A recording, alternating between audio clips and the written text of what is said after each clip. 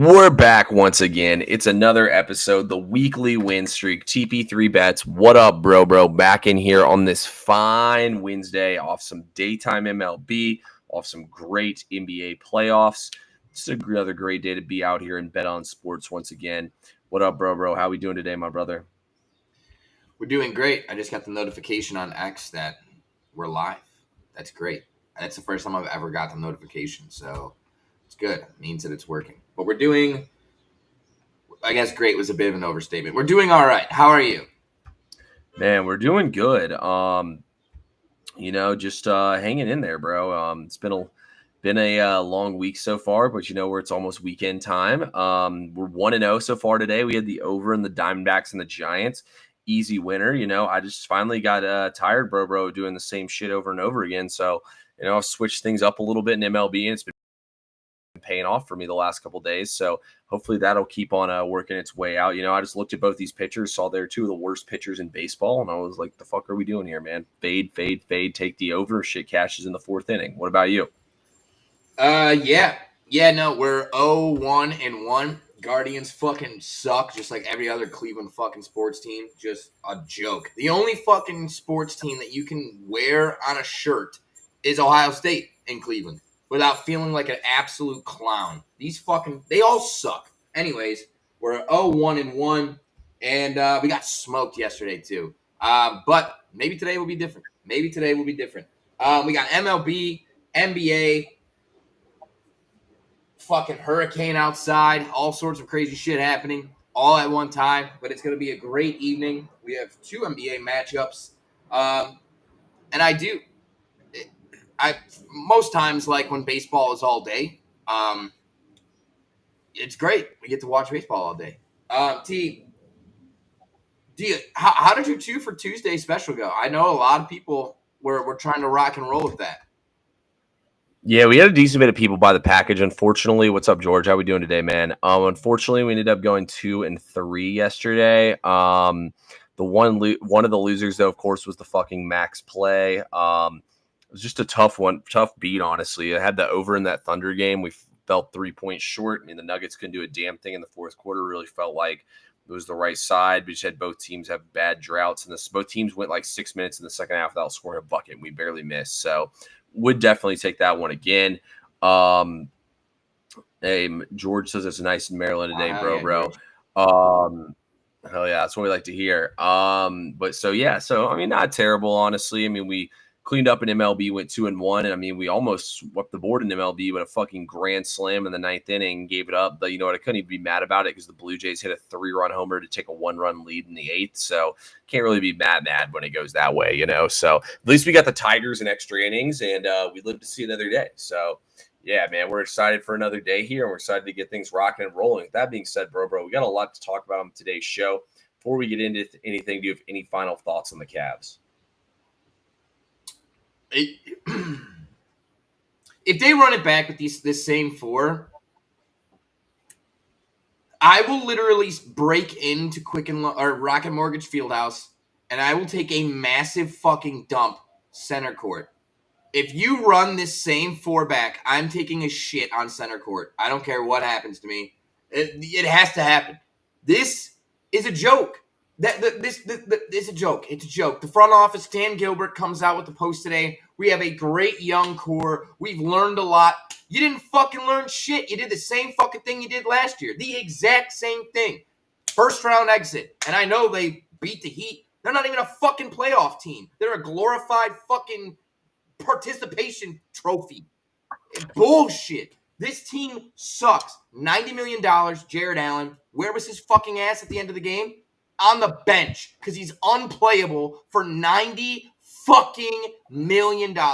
Evan Mobley's garbage for the majority of the whole series, was trash. And Darius Garland is who I told you guys he is all fucking year. Ass.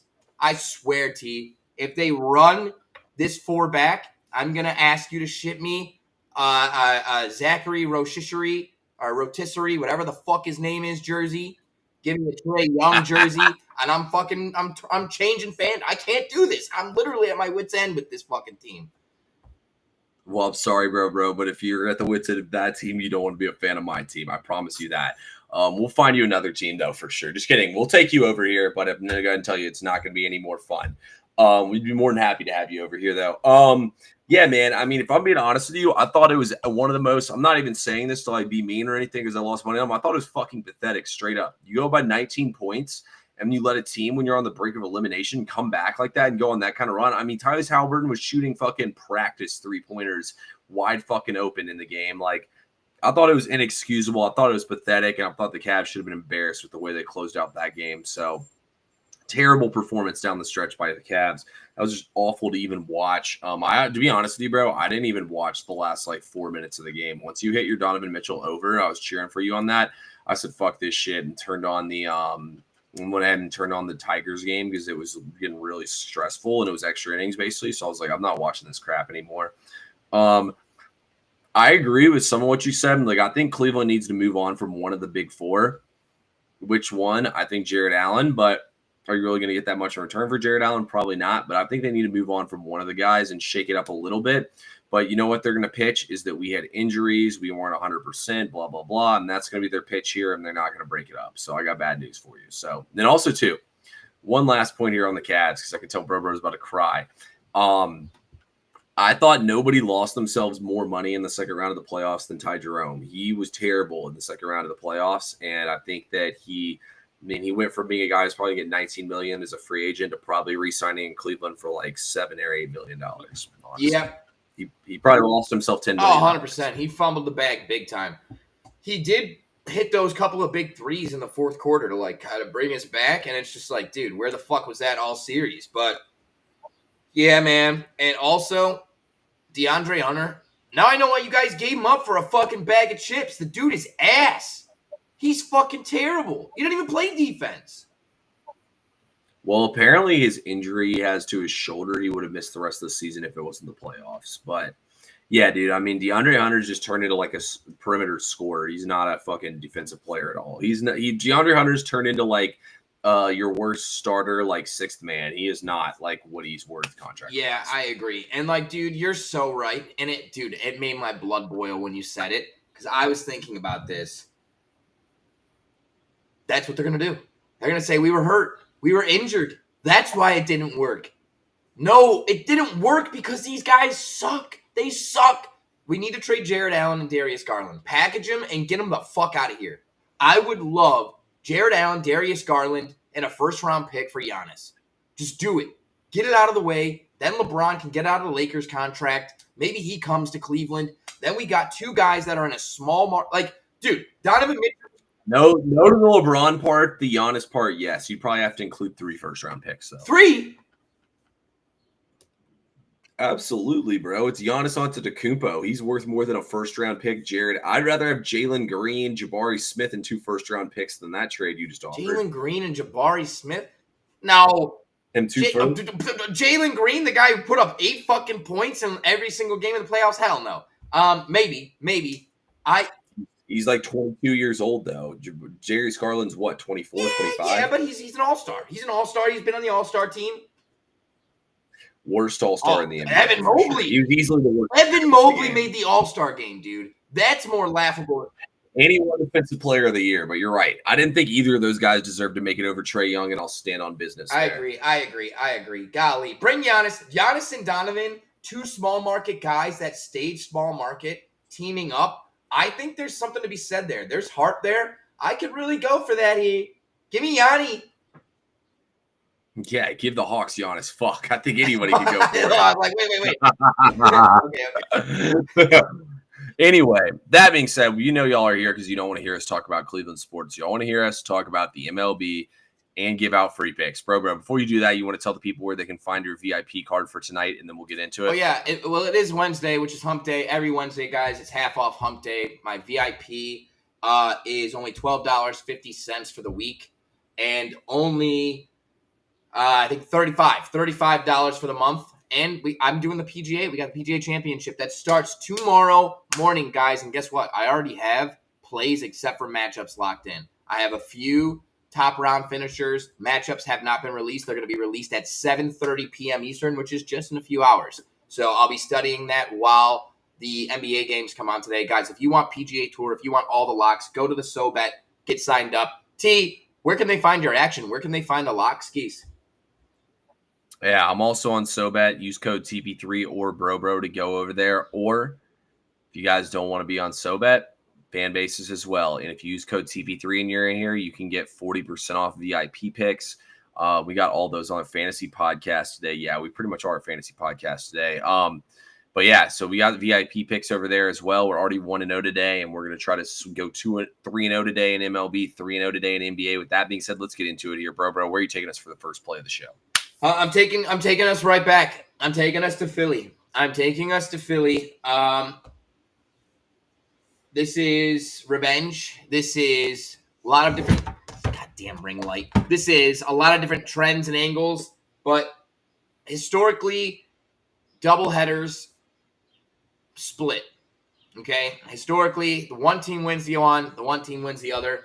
So there's that trend that goes in that direction. But honestly, I'm taking the Cardinals on the money line for a few other reasons. Sonny Gray has been really one of their more solid pitchers. He's pretty good. The Phillies' bats, while numerically on the stat sheet, they look to be great. We've seen multiple games now where they're not putting up any fucking runs. And I think we have a scenario here where Aaron Nola comes to the mound, and he's a right-handed pitcher, and he gets lit up. He pitches the contact. The Cardinals are one of the best hitting teams in the league. I think they are the best hitting team against right-handed pitching. If not, they're in the top 5. But they're mashing right-handed pitching, and they're hitting well in the month of May at the top 5 as well. So I really like the Cardinals on the second end of the doubleheader to get a win here. T, what say you, and where are we going for your MLB lock of the day? Yeah, I do like this pick. I do like I think that I think these teams will split this doubleheader here. Kind of like the over in the first game. Nobody could hit there. I mean, Luzardo's a beast, so I didn't want to go against him. But yeah, I think that you're definitely on the right pick here. Sonny Gray's better than Aaron Nola. Cardinals have been hot. They just lost. I mean, both teams have identical records, and it's like I broke down on Monday when we took the Cardinals as massive underdogs and they hit for us. And these teams are basically the same team. It's just one team's better at defense, and that would be the Cardinals. Better pitcher on the hill. I would look at St. Louis as well at plus money here. Honestly, I just didn't want to add any more picks because I feel pretty good about the two I have locked in still as we're 1-0 today in the MLB. Guys, for our next pick, we're going to go to a late game here. We got the Los Angeles Angels of Anaheim taking on the San Diego Padres. Total in this game is at 9 now. 8.5 is what I sent out to VIP earlier, so over 8.5 will be my free play. I still like it at the current number. I think it's like right around like minus 110 at that number. I gave it out minus 120. But Kyle Hendricks, guys, I talk about him all the time. Fade Kyle Hendricks. This guy pitches to contact. He doesn't get any strikeouts. The Padres are murdering the baseball right now. Padres are ranked 3rd in batting average, 3rd in runs, and 9th in home runs. And you know what's crazy is the Padres scored 20-piece runs there. Typically, the top team in terms of runs sits in like the upper 40s. There's 3 teams right now in the 50s, and the Padres are one of those. That's how many runs they've scored in the last 8 days. The Angels do have one of the worst bullpens in the MLB as well, and we've seen both teams' bullpens get destroyed in the last couple games. So not only have they used all their top arms, their bullpens are both sucking right now.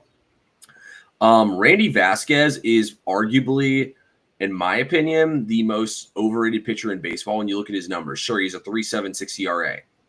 This guy has a 5.97 expected ERA. That means he's getting lucky here. And he doesn't strike anybody out. He has 18 strikeouts and 8 starts. He's one of the bottom 15 pitchers in baseball in terms of strikeouts, and most of those other guys. So I ran a query today, and that was how I picked that over earlier of pitchers, just because I was trying to see how bad these pitchers were that have pitched 20-plus innings so far this season. You had to have pitched at least 20 innings. And out of those, he was the only starting pitcher in the bottom 15 even in strikeouts. And he was in the bottom 10 in strikeouts. So that means there's relief pitchers. The only other people who have less strikeouts than him are all relievers.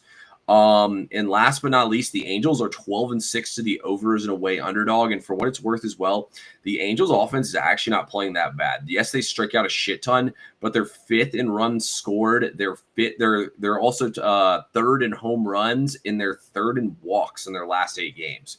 So basically all they're not doing is hitting for average, where they're 23rd and they're striking out a shit ton, but Randy Vasquez isn't going to strike you out. The Angels will score at least 3 runs tonight, and I think the Padres will win this game. So if I think that's going to happen, we're going to go over here. Okay, I like a lot of that, especially what you said at the end. If the Padres are going to win this game, that's what I like there.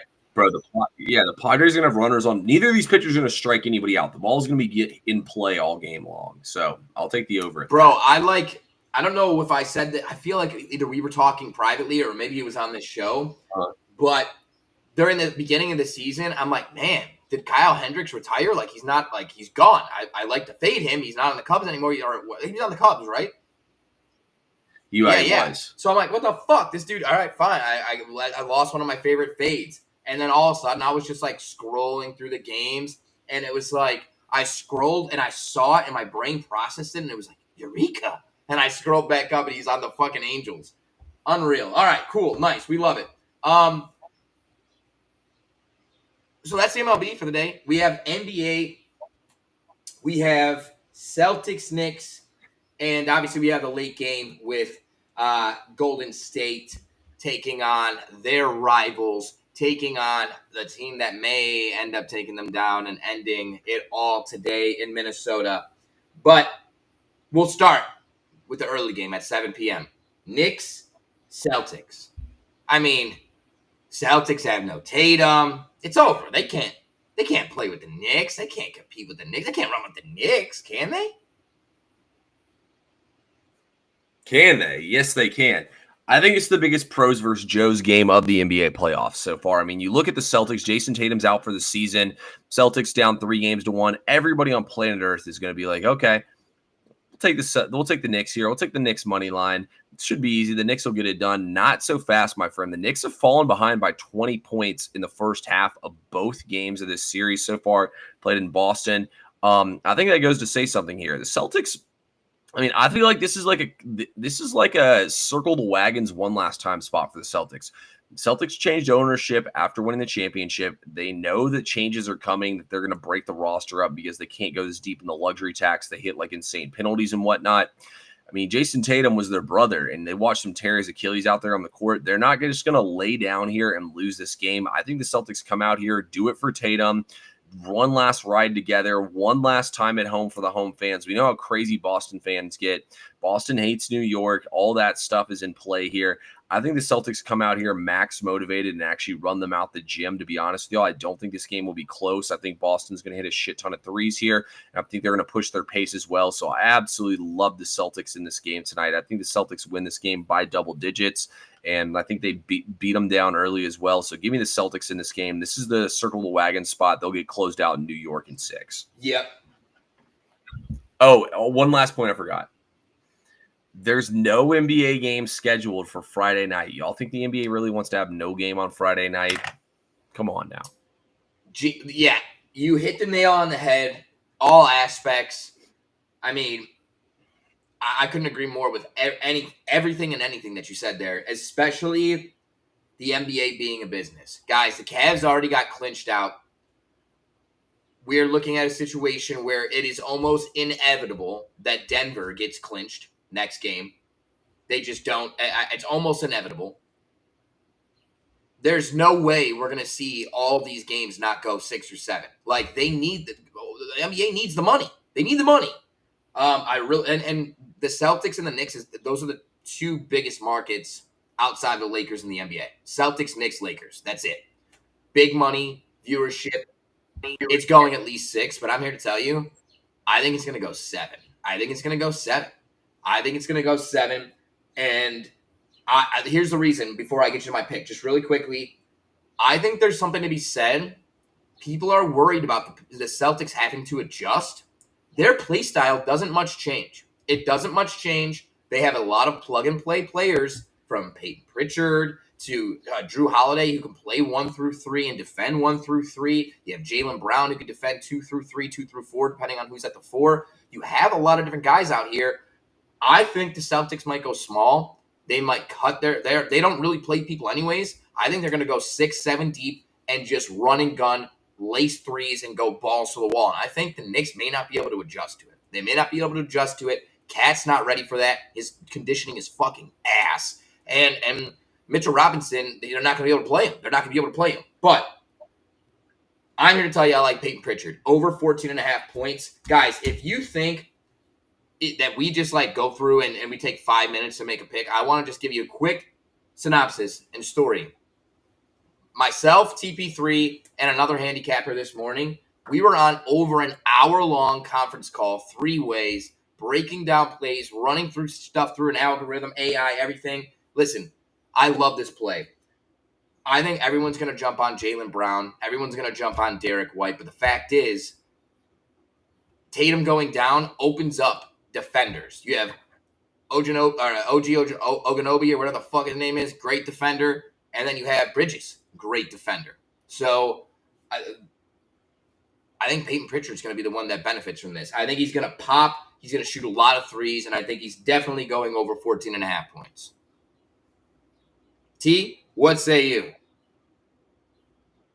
Yeah, I'm 100% with you on this one, man. I really do think that Peyton Pritchard goes off in this game. I played him in my underdog entry tonight. I played him with Mitchell Robinson over 6.5 rebounds. There's a little some for y'all. So yeah, I like that. I would not touch Kristaps Porzingis with a 10-foot pole. He's been absolutely miserable this entire playoffs.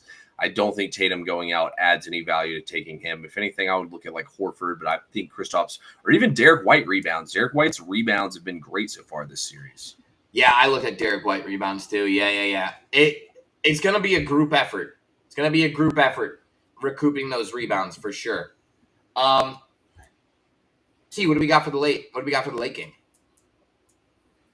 Yeah, the late game, I'm going to take Minnesota to go over their team total at 106.5. You look at Minnesota, first game, they had an outlier shooting game making 5 threes. Second game, they bounced back, scored 117 points. Game 3, Golden State clamped them and nearly pulled out a gross one. Minnesota bounces back, scores $17 on them in the next game. I think Minnesota, as long as they don't come out here and have an all-time poor shooting performance, they should get off the bus here, man, and score 110 points easily here. The fact I only got to go 106.5 for their team total here, it's a no-brainer to me, man. I think this Minnesota team's a lot better. I think they've imposed their will, and I think Golden State's kind of given up at this point. And Anthony Edwards loves nothing more than snatching your soul here. I think Minnesota gets it done, so I'll take their team total over 106.5. Okay. I agree with a lot of things that T says. Sometimes we go head-to-head on things. He's not necessarily on the Timberwolves, but he's on their team total. I'm here to tell you, we just talked about the NBA being a business. I think the NBA wants Steph Curry back in this series. They want this at least 6 games. And even if Steph Curry comes back and he's not himself, just the allure of him coming back, extending the series, another game, I think there's something to be said there. And you look at game 1 and what happened right before game 1 of the Golden State series. Minnesota blew the fucking doors off the Lakers. They embarrassed them. Everyone's talking about, oh, this Minnesota team is so good. They're so good. They're very good. And the Lakers are very bad. That's what you're hearing about Golden State. Golden State can't score. Where's the points coming from? Minnesota's so good. I'm telling you, these kids have terrible attitudes on this Minnesota Timberwolves team. You tell these kids, you're good. They're going to show up jacking dog shit shots just like they did in game 1.